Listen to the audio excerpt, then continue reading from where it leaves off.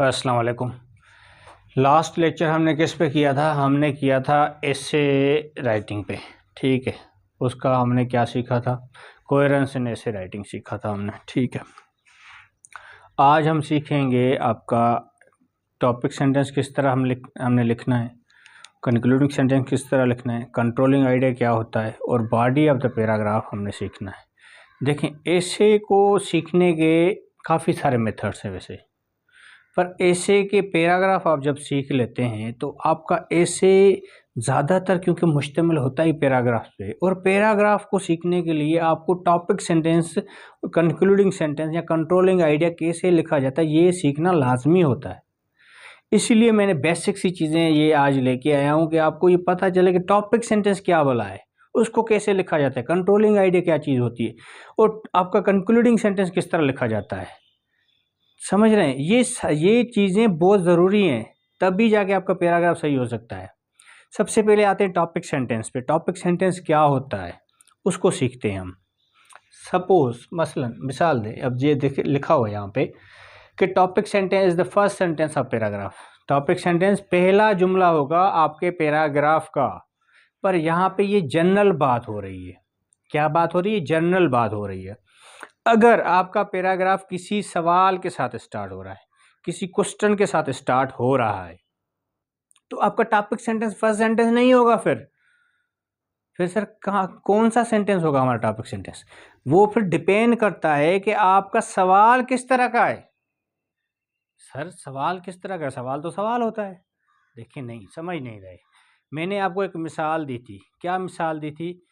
कि आपका topic sentence जब आप सवाल अगर आप पूछते हो पैराग्राफ के स्टार्ट में ही, उसमें टॉपिक सेंटेंस हो भी सकता है, नहीं भी हो सकता। समझ रहे हैं? मिसाल के तौर पे हाउ इज इंडिफरेंस जनरेटिंग और बिगेटिंग बलोचिस्तान बैकवर्डनेस, जहाँ ऐसे भी कह सकते हैं how is Islamabad indifference creates Balochistan backwardness, या how is Balochistan backwardness because of the Islamabad indifference. अब यहाँ पे सवाल है, यहाँ पे ये जो सवाल है कि how is Islamabad indifference creating Balochistan backwardness, ये क्या है? ये आपका इसमें टॉपिक सेंटेंस मौजूद है कि बता रहे हैं कि किस तरह लाताल्लुकी इस्लामाबाद की वजह बन रही है, किसकी? बलोचिस्तान की पसमानदगी का। समझ रहे हैं? इसमें टॉपिक सेंटेंस है। पर अगर आप पूछें कि हाउ कि वाई इज बलोचिस्तान बैकवर्ड, क्या आपका सवाल है वाई इज बलोचिस्तान बैकवर्ड? अब यहाँ पे वाई इज बलोचिस्तान बैकवर्ड ये पूछ रहे हैं कि क्यों है, तो इसका जवाब क्या आएगा? इसका जवाब भाई आएगा आपका टॉपिक सेंटेंस। तो सेकंड सेंटेंस आपका फिर टॉपिक सेंटेंस बन जाएगा। ये एक्सेप्शनल केसेस हैं। ऐसे पैराग्राफ जो कि सवाल के साथ स्टार्ट होते हैं तो वहाँ पे टॉपिक सेंटेंस फर्स्ट सेंटेंस नहीं बनेगा। वहाँ पे आपका डिपेंड करता है सवाल, अगर उसमें टॉपिक सेंटेंस मौजूद है तो आपका सेकंड सेंटेंस बन जाएगा टॉपिक सेंटेंस। अगर फर्स्ट सेंटेंस में टॉपिक सेंटेंस मौजूद नहीं है तो आपका सेकंड सेंटेंस टॉपिक सेंटेंस बन सकता है। अगर फर्स्ट सेंटेंस सवाल है उसमें टॉपिक सेंटेंस मौजूद है तो वहाँ से आपकी बॉडी स्टार्ट, सेकंड सेंटेंस से बॉडी स्टार्ट हो जाएगी। वो टॉपिक सेंटेंस पहले ही सेंटेंस में मौजूद है जो कि सवाल या सवाल में है। तो यहाँ पे आपका एक्सेप्शनल केस लग गया, वो मैंने आपको समझा दिया। ठीक है, इसी तरह जो है ना आपका आता है topic sentence is the introductory sentence of paragraph. Topic sentence आपका इंट्रोडक्टरी सेंटेंस है किसका? पैराग्राफ का। क्या करेगा आपको? Sir topic sentence introduces the paragraph. Sir कैसे, किसको इंट्रोड्यूस करवाएगा? सर आप बात समझें, जब आप टॉपिक सेंटेंस कह रहे हैं is the introductory sentence of paragraph, तो इसका मतलब है कि जब आप टॉपिक सेंटेंस लिखेंगे तो वो पहला जुमला होगा और इंट्रोड्यूस करवाएगा पैराग्राफ को। आपके पैराग्राफ इंट्रोड्यूस हो जाएगा। सर किसको इंट्रोड्यूस करवाएगा? भाई जो पढ़ेगा वो उसको इंट्रोड्यूस करवाएगा। अगर आप सीएसएस के लिए पैराग्राफ एक लिख रहे हैं जो कि 30-25 आपने पैराग्राफ लिखने, हर एक उसका क्या टॉपिक सेंटेंस क्या करवाएगा? पैराग्राफ को इंट्रोड्यूस करवाएगा। किसको इंट्रोड्यूस करवाएगा? किसके सामने रखेगा अपने आप को? भाई एग्जामिनर जो सीएसएस का चेकर होगा उसके सामने अपने आप को रखेगा, इंट्रोड्यूस करवाएगा। तो इसीलिए introductory sentence of the paragraph होगा आपका टॉपिक सेंटेंस। इंट्रोड्यूस करवाएगा अपने आप को, अपने पैराग्राफ को। समझ रहे हैं? यहां तक क्लियर है? जी सर क्लियर। आगे बढ़ते हैं फिर।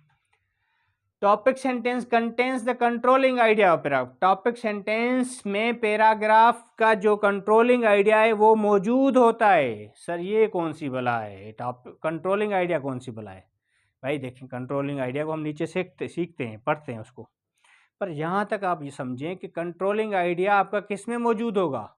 टॉपिक सेंटेंस में। सर टॉपिक सेंटेंस में क्या होगा? कंट्रोलिंग आइडिया होगा। सर ये कंट्रोलिंग आइडिया क्या भला है? ये नीचे सीखेंगे क्या भला है। पर यहाँ तक क्या है, तीसरी बात अगर आप समझें तो वहां पर क्या है कि topic sentence contains the controlling idea. क्या टॉपिक सेंटेंस में क्या होगा? कंट्रोलिंग आइडिया होगा सर। समझ रहे हैं? सर मिसाल दे रहे, सर मैं मिसाल देता हूं गुर्बत का, वही जो पहले हमने लेक्चर में लिया था। सर मैं कहता हूं कि unemployment is the important part of poverty. भाई unemployment is the important part of poverty, sir ये मेरा टॉपिक सेंटेंस है। भाई ये टॉपिक सेंटेंस है अगर, तो इसको साबित कैसे करेंगे हम? इसमें कंट्रोलिंग आइडिया कहाँ है? आप तो कह रहे हो कि बेरोजगारी अहम हिस्सा है किसका? गुर्बत का। तो इसको साबित भी तो करना पड़ेगा आगे चल के हमें। पैराग्राफ की बॉडी भी तो देखनी है ना हमने आगे, तो साबित कैसे करेंगे? आप ये कहो, इस तरह कहो कि unemployment causes poverty in Pakistan या इन द वर्ल्ड, कि बेरोजगारी की वजह से गुर्बत बढ़ रही है।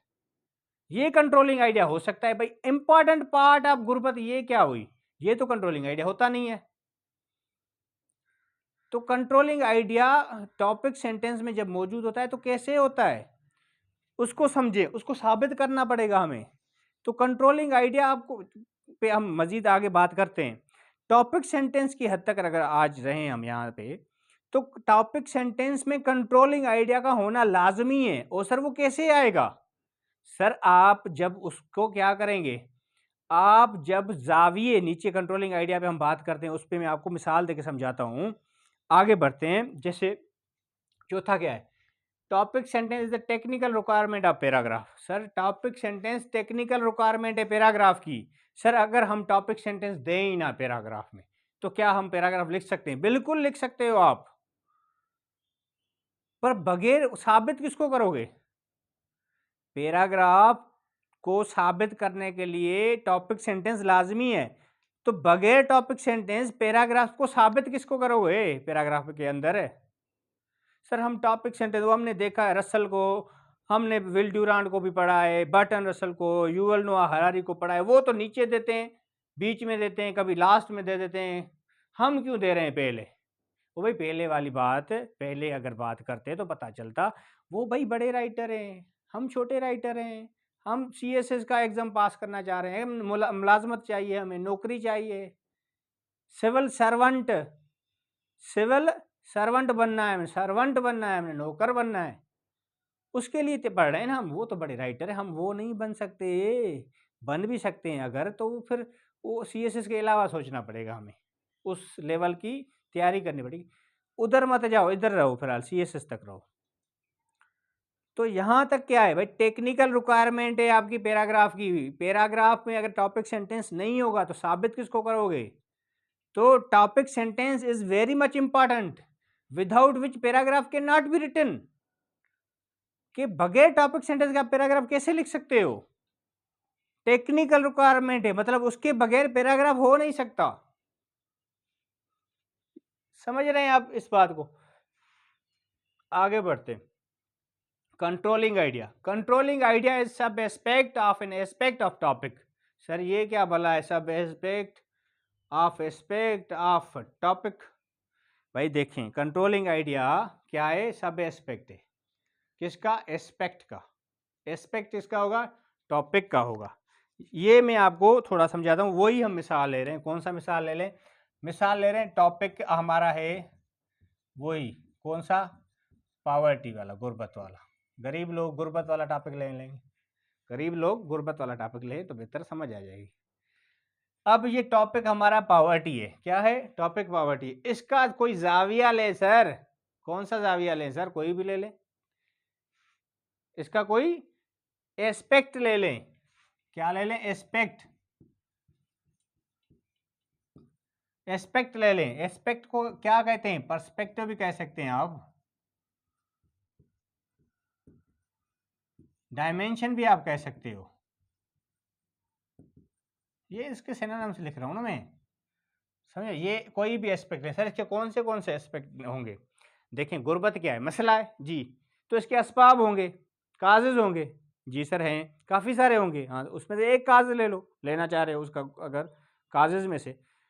इसी तरह काजेज होंगे तो उसके असरात भी होंगे, इफ़ेक्ट्स होंगे जी सर, काफ़ी सारे होंगे, उसमें से एक कंट्रोलिंग आइडिया ले लो। इसी तरह अगर मसला है पॉवर्टी, तो उसका सोल्यूशन भी होगा जी सर, सोल्यूशंस भी हैं, तो उसका कोई एक सोल्यूशन ले लो, एक पैराग्राफ के लिए एक सोल्यूशन, 5 पैराग्राफ के लिए 5 सोल्यूशन, समझ रहे हो। तो सर ये एस्पेक्ट ऑफ टॉपिक, आप सब एस्पेक्ट, ये क्या भला है, देखें इसको समझे। मिसाल के तौर पे आपने लिया, अब पॉवर्टी को ले लेते हैं, causes plus effects plus solution, ठीक है। अब ये देखें कि ये अलग जाविया है, क्या, ये अलग एस्पेक्ट है, ये अलग जाविया, ये अलग एस्पेक्ट है, ये अलग जाविया, ये अलग एस्पेक्ट है, ठीक है। 3 जाविये हो गए ना इसके। अब ये तीनों जाविये, इनका ऊपर क्या बनेगा, कोई ना कोई कंट्रोलिंग आइडिया बनेगा एक, जैसे कि अनएम्प्लॉयमेंट कह दें आप, अनएम्प्लॉयमेंट की वजह से क्या हो रहा है, गुर्बत बढ़ रही है। और अनएम्प्लॉयमेंट क्या है आपका, अनएम्प्लॉयमेंट है आपका सब एस्पेक्ट, क्या है आपका सब एस्पेक्ट।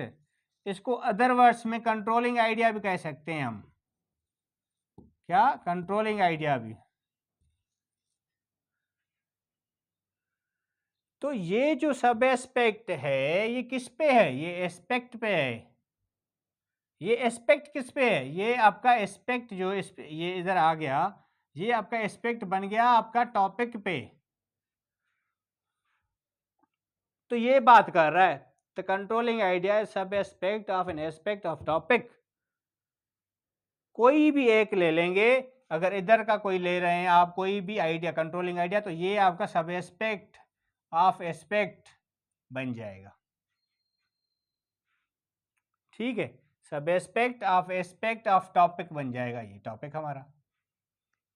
इसी तरह कोई भी आप एक आइडिया लेंगे इधर सोल्यूशन का, तो वो क्या बन जाएगा, सब एस्पेक्ट बन जाएगा, किसका, एस्पेक्ट का। एस्पेक्ट किसका बनेगा, टॉपिक का।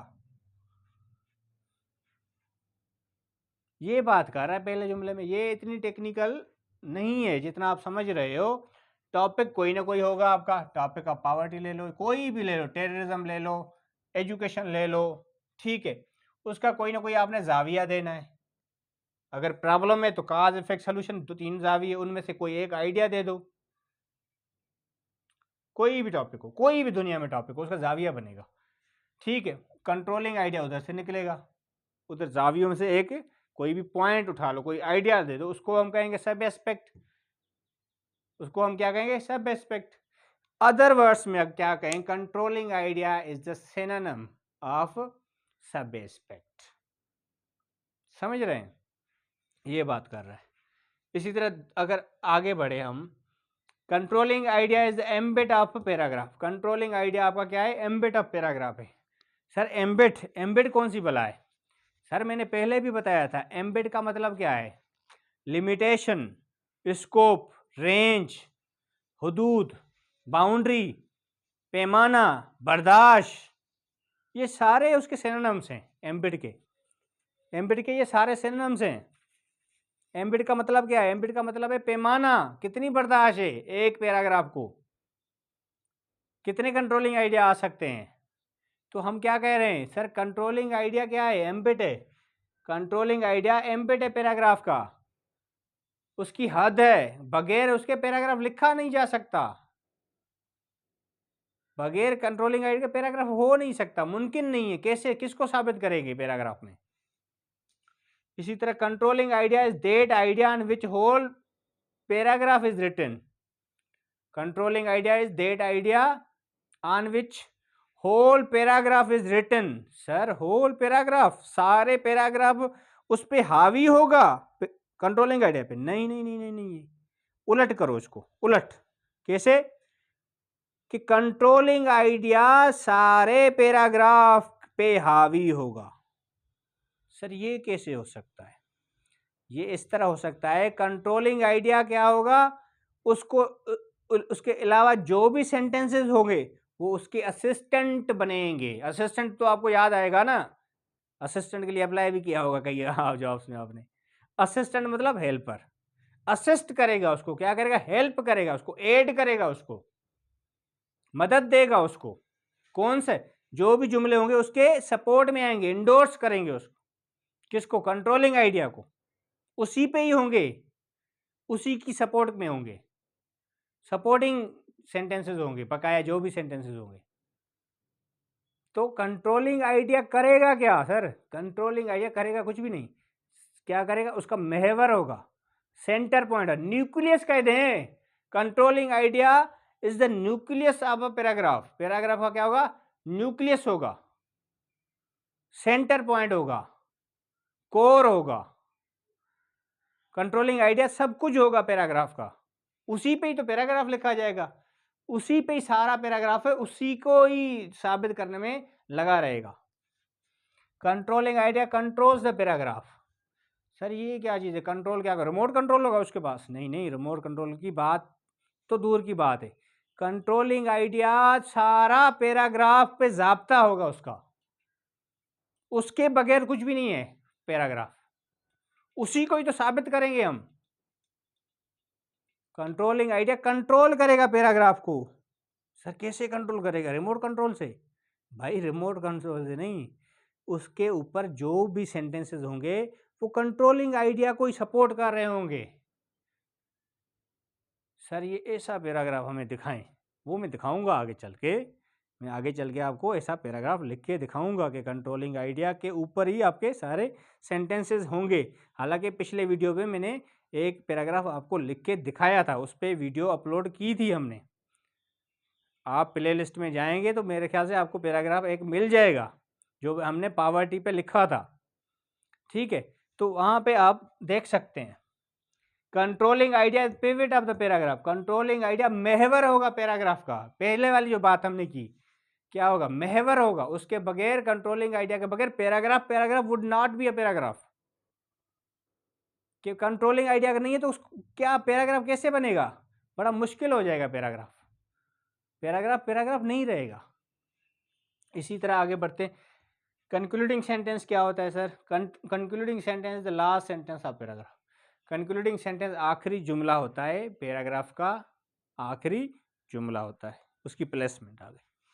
Concluding sentence concludes the paragraph. Concluding sentence क्या करेगा? खत्म करेगा आपके पैराग्राफ को। क्या करेगा? खत्म करेगा, वाइंड अप करेगा। Concluding sentence bounces back whatever is discussed in the body. Concluding sentence bounce back करेगा, हुक बैक करेगा, रिवर्स बैक करेगा। किधर? जो भी डिस्कस किया गया, किस में? बॉडी ऑफ द पैराग्राफ में। उसको क्या करेगा? बाउंस बैक करेगा। किधर बाउंस बैक करेगा? ऊपर चला जाएगा, जहां पे टॉपिक सेंटेंस आपने दिया उसको बाउंस लॉजिकली उधर ऊपर जो है रेफर बैक कर देगा, हुक बैक करेगा।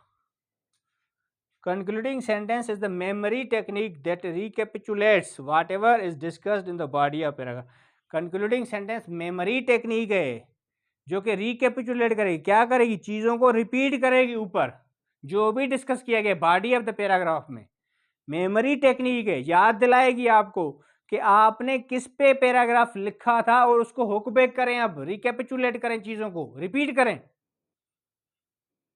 ताकि पढ़ने वालों को भी पता चले और लिखने वालों को भी पता चले कि मैं किस पे लिख रहा हूं, और पढ़ने वालों को पता चले कि मैं किस पे पढ़ रहा हूं। मेमोरी टेक्निक है, याद दिलाएगी आपको। समझ रहे? मेमोरी टेक्निक को कहते हैं इसको। रिकैपिचुलेट करेगी, रिपीट करेगी, रेफर बैक करेगी, हुक बैक करेगी। Concluding sentence is the technical requirement of paragraph. भाई टेक्निकल रिक्वायरमेंट है पैराग्राफ की कंक्लूडिंग। सर क्या इसके बगैर हम पैराग्राफ लिख सकते हैं? भाई लिख तो सकते हैं, पर कैसे पता चलेगा कि आपका पैराग्राफ खत्म हुआ कि आधे में छोड़ दिया आपने? Sir concluding sentence technical requirement का क्या मतलब है? सर टेक्निकल रिक्वायरमेंट का मतलब ये बनता है, अगर आप पैराग्राफ में कंक्लूडिंग सेंटेंस नहीं देंगे, पता कैसे चलेगा कि आपका पैराग्राफ खत्म हुआ कि नहीं हुआ, कि आपने आधे में छोड़ दिया था? सर अगर भूल जाएं हम ऐसे में सीएसएस में, तो क्या उसका असर पड़ेगा? भाई ये समझा जाएगा कि आपने आधे में छोड़ दिया, गलत कर दिया, एक चीज छोड़ दिया आपने, तो उसकी पेनलाइजेशन होगी, उसकी सजा मिलेगी आपको। सर सजा कैसे मिलेगी? कोई मार मिलेगी? मार नहीं मिलेगी, फेल मिलेगी, लिखा आएगा 0-0। तो वही तो सजा होती है, और क्या सजा होती है? आगे बढ़ते हैं। Body of paragraph. Body of paragraph क्या होता है? Body start with second sentence and ends at penultimate sentence of paragraph. अगर आपका सेंटेंस जो पहला आप दे रहे पैराग्राफ का, वही बात आ गई, क्वेश्चन से शुरू हो रहा है, और क्वेश्चन में आपका टॉपिक सेंटेंस मौजूद है, तो बॉडी आपका सेकंड सेंटेंस से स्टार्ट हो जाएगी पैराग्राफ की, और पेनल्टीमेट पर खत्म होगी। अगर आपका पैराग्राफ सवाल से शुरू हो रहा है, और सवाल में क्या है, आपका टॉपिक सेंटेंस मौजूद नहीं है, तो आपका दूसरा जुमला जो होगा वो टॉपिक सेंटेंस होगा, और तीसरे जुमले से बॉडी आपकी स्टार्ट हो जाएगी, जो कि पेनल्टीमेट सेंटेंस पे खत्म होगी। Body explains and discusses the controlling idea present in topic sentence. Body क्या करेगी? आपकी एक्सप्लेन करेगी, डिस्कस करेगी, किसको? कंट्रोलिंग आइडिया को एक्सप्लेन भी करेगी, उसकी वजाहत देगी, और उसको डिस्कस करेगी, जो कि कहाँ पे मौजूद होगा? टॉपिक सेंटेंस में मौजूद होगा कंट्रोलिंग आइडिया। उसको क्या करेगी?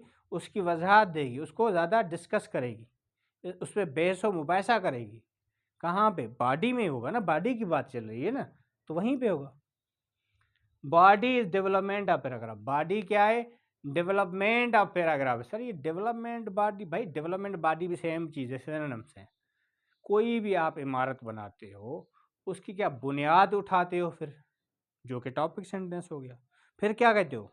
आगे चल के बिल्डिंग्स बनाते हो, बीच में जाके बड़े बड़े फ्लोर्स बनाते हो, उसकी बॉडी हो गई। फिर क्या करते हो? ऊपर आप क्या बनाते हो? ऊपर कोई ऐसी चीज़ बना देते हो, टैंकी वगैरह लगा देते हो, या ऐसी कोई चीज़ बना देते हो जो उसको सप्लाई लाइन देती है, तो वो उसका क्या हो गया? Concluding topic sentence, concluding sentence हो गया उसका। तो ये चीज़, अब मैंने मिसालें दी हैं कुछ टॉपिक सेंटेंस के हवाले से, वो आप देखें, वो ज़रूरी मिसालें हैं ये। मिसाल के टॉपिक है पावर्टी, जाविया का इफ़ेक्ट, ठीक है, जाविया आपका इफ़ेक्ट है। सब एस्पेक्ट क्या है? Child labour. टॉपिक सेंटेंस देखें आप, there are so many disasters implications of poverty, but the most far-reaching ramification is engagement of children into labor intensive works। कहते कितने ही सारे क्या हैं, तबाहकुन असरात हैं गुर्बत के, पर जो सबसे खतरनाक और दूर जाने वाला असर है, वो ये है कि एंगेजमेंट ऑफ चिल्ड्रेन। आपने तो एंगेजमेंट अक्सर इस्तेमाल किया होगा किसी लड़की को अंगूठी पहनाने में या पहनने में, तो यहाँ पे एंगेजमेंट देखें किस तरह इस्तेमाल हो रहा है कि engagement of children into labour intensive work, ऐसा काम जिसमें मेहनत और मुशक्क़त हो, उसमें बच्चों का जाना क्या है, बच्चों का एंगेज होना, ये बड़ा तबाहकुन है, ये बड़ा ख़तरनाक असर बता रहा है। समझे? ऊपर बात की कि बहुत सारे हैं असरात, पर सबसे ज़्यादा तबाहकुन कौन सा है कि लेबर इंटेंसिव वर्क, जिनमें बच्चे काम करते हैं।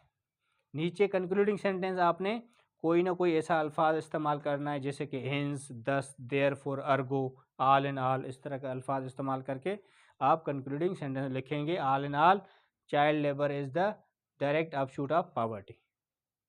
इस तरह आप कंक्लूडिंग सेंटेंस लिखेंगे। ज़्यादा से ज़्यादा टॉपिक्स पे प्रैक्टिस करेंगे तो आपकी ज़्यादा ग्रिप बन जाएगी टॉपिक सेंटेंस और कंक्लूडिंग सेंटेंस पे। फिर आता है आपका टॉपिक, देखें पॉवर्टी, इसका जाविया मैंने क्या लिया है? काज, रीज़न, फैक्टर, रैशनल, इस तरह सारे ये जाविया इसका। सब एस्पेक्ट क्या है? Lake of technical education, lake of technical education. मैंने लिखा है, अब देखें टॉपिक सेंटेंस किस तरह बन रहा है। There are multitudes of reasons of poverty but the most convincing factor is non availability of technical institutions. काफ़ी सारे असबाब हैं किसके, गुर्बत के, पर सबसे ज़्यादा कन्विंसिंग जो असर है, वो काज है, फैक्टर है, वो है क्या, non availability of technical institutions. जो हुनरी तालीम के इदारे हैं उनका ना होना सबसे बड़ा खतरनाक, सबसे बड़ा असर है, वो सब असबाब है, सबब है। इसी तरह कंक्लूडिंग सेंटेंस को अगर आप दें, summing up scantiness of technical part imparting schools is instrumental in aggrandizing poverty, कि भाई टेक्निकल इम्पार्टिंग स्कूल्स का ना होना, ठीक है, सबसे क्या है, इंस्ट्रूमेंटल है गुर्बत को बढ़ाने में। तो ये आपका कंक्लूडिंग सेंटेंस, यहाँ पे ये समिंग अप मैंने लगाया, यहाँ पे आल ना आल लगाया, यहाँ पे सर ये तो कंक्लूडिंग सेंटेंस और टॉपिक सेंटेंस तो सेम ही है, बस ये लगा दिया आपने, बिल्कुल सेम है, ये लगाने से कंक्लूडिंग सेंटेंस बन जाता है, बाकी वर्डिंग डिफरेंट हो जाती है। इसमें बड़ा कमाल क्या है, डिक्शन और सिंटेक्स का। देखें सेंटेंस पढ़ें, ठीक है, और यहाँ पे देखें एक ही चीज़, एक ही बात को दो बार, दो तीन सेंटेंस में, इम्प्लीकेशन रेमिफिकेशन सेम बात है, इफेक्ट सेम बात है, ठीक है। यहाँ पे अगर आप देखें क्या, डिक्शन का देखें ना आप, रीजन फैक्टर क्या है, डिक्शन का, non availability of technical institutions, और यहाँ पे देखें scantiness of technical imparting schools, wording change है, इसी को तो डिक्शन कहते हैं। सिंटेक्स को इस्तेमाल करें आप, देखें सेंटेंस किस तरह बना हुआ है, बट लगा हुआ है, इधर देखें सेंटेंस किस तरह बना हुआ है। सिंटेक्स और डिक्शन का सबसे बड़ा किरदार है। इसमें यह कहा जाता है अक्सर, राइटर जो है ना, वो अल्फाजों को, वो सेंटेंसेस को मीनिंग देता है। ये इसके पीछे बड़ी मिथ है। लोग कहते हैं कि नहीं, मीनिंग पहले से ही फिक्स्ड है, जो डिक्शनरी में मीनिंग दी गई है वही उसकी हर अल्फाज की मीनिंग होती है। ऐसा बिल्कुल भी नहीं है। ऐसा है कि राइटर जो है ना, writer gives meaning to the words, अल्फाजों को एक लेखक मतलब मीनिंग देता है। ये बात अगर आप समझ गए ना, तो आप डिक्शन और सिंटेक्स पे काम करोगे। क्योंकि ब्रेव को हमने लास्ट टाइम यूज़ किया था, तो ब्रेव को हमने किस तरह यूज़ किया था, ब्रेव को हमने यूज़ किया था कि भाई ब्रेव जो है वो बहादुर है, ठीक है, बहादुरों के लिए इस्तेमाल किया जाता है, पर ब्रेव हम बर्दाश्त के लिए भी इस्तेमाल करते हैं, ठीक है। पीपुल ब्रेव हीट का क्या मतलब है, लोग बर्दाश्त करते हैं गर्मी को, ब्रेव पीपुल ब्रेव हीट, बहादुर लोग बर्दाश्त करते हैं गर्मी को, brave people brave heat bravely, तो बहादुर लोग बर्दाश्त करते हैं किसको, गर्मी को, बहादुरी से, ठीक है। पीएम शहबाज शरीफ डेलिब्रेटिंग ऑन उड़ान प्रोजेक्ट, डेलिब्रेटिंग ऑन उड़ान प्रोजेक्ट मतलब डेलिब्रेट थिंक करना, तो हमने तो बड़ा डेलिब्रेट, तो और मीनिंग होती है, तो नहीं, आप अल्फाजों को राइटर मीनिंग देता है। डिक्शन और सिंटेक्स पे ज़्यादा से ज़्यादा काम करना चाहिए, और उसके साथ हमें टॉपिक सेंटेंस और कंक्लूडिंग सेंटेंस पे काम करना चाहिए, ज़्यादा से ज़्यादा प्रैक्टिस की ज़रूरत है। अगला लेक्चर जो हम बनाएंगे इंशाल्लाह, वो जो हमारे रिमेनिंग जो चीज़ें रहती हैं पैराग्राफ के हवाले से, डिक्शन पे भी हम इंशाल्लाह लेक्चर बनाएंगे और सिंटेक्स पे भी लेक्चर बनाएंगे। तब तक के लिए दुआ में याद, अल्लाह हाफिज़।